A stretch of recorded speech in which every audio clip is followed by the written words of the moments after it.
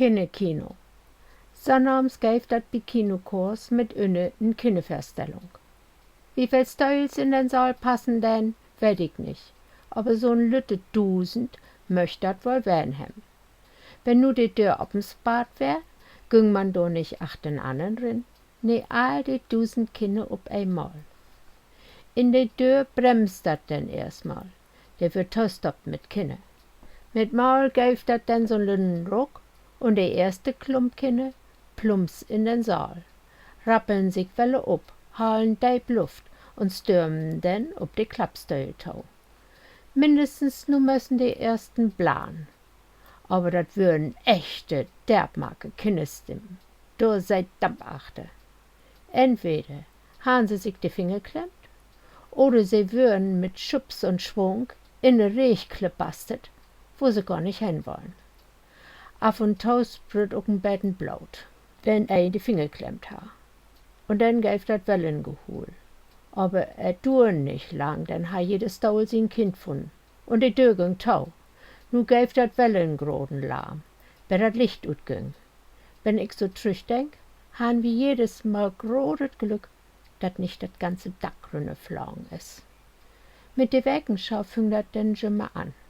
Manchmal können wir auch verstehen, was uten Lautsprecher können, aber bloß manchmal. Todaytit würden die Filme ja auch all swart-wit. Oder besser gesagt, grau in grau.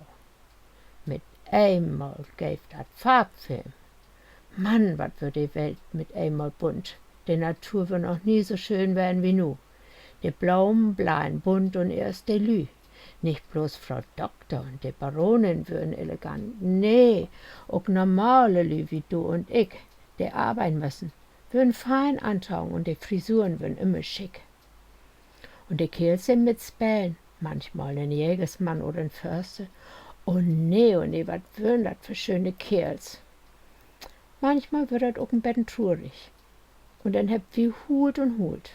Hat die Freundin ihr Taschentuch vergessen, krieg sie einen Zippel ab und dann ging dat noch mal so gut.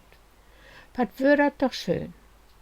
Und wenn die Film zu Ende wär, und wir gingen nach Hus, dann haben die Frauen in der Markt, wenn sie in Goren würden, nicht so schöne Tücher an und nicht so schöne Frisuren wie im Film, sondern einen Kopfdaug ob und einen Kittelschört an.